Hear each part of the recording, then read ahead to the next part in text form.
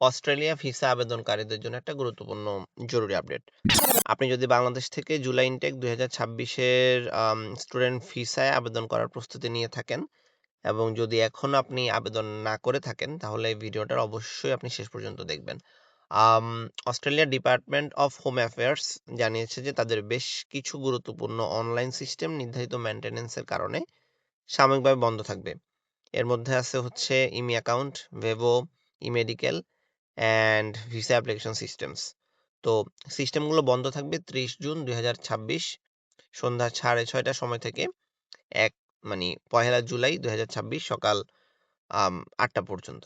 তো এর মানে হইতেছে এই সময়ের মধ্যে আপনি নতুন ভিসা আবেদন জমা দিতে পারবেন না, ইমি অ্যাকাউন্ট ব্যবহার করতে পারবেন না এবং বিভিন্ন ভিসা সম্পর্কিত অনলাইন সেবাগুলো আপনি জানতে পারবেন না।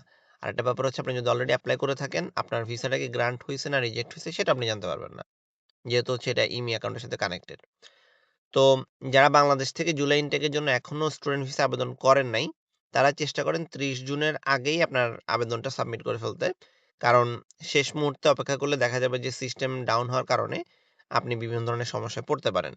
আর যারা ইতিমধ্যে আবেদন জমা দিয়েছেন, তাদের জন্য একটা গুরুত্বপূর্ণ তথ্য আছে।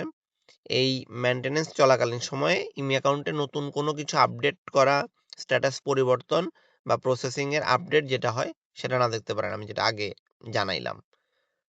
তাই যদি এ কয়েকদিন আপনার ভিসা অ্যাপ্লিকেশনের কোনো পরিবর্তন না দেখেন, তাহলে চিন্তা করারও কোনো কারণ নাই। সিস্টেম পুনরায় চালু হওয়ার পর স্বাভাবিক কার্যক্রম আবার শুরু হবে।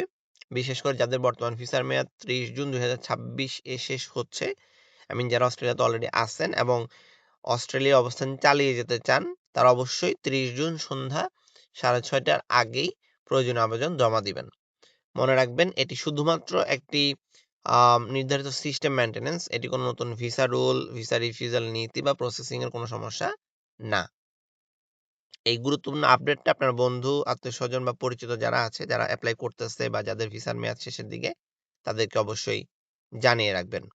তো অস্ট্রেলিয়ার ভিসা সংক্রান্ত বা স্টুডেন্ট ভিসা সংক্রান্ত বা স্পাউস ভিসা সংক্রান্ত ইমিগ্রেশন সংক্রান্ত কোনো আ আপডেট বা নতুন আপডেটগুলা পাইতে চাইলে হচ্ছে আমার চ্যানেলটাতে হচ্ছে সাবস্ক্রাইব করে রাখেন।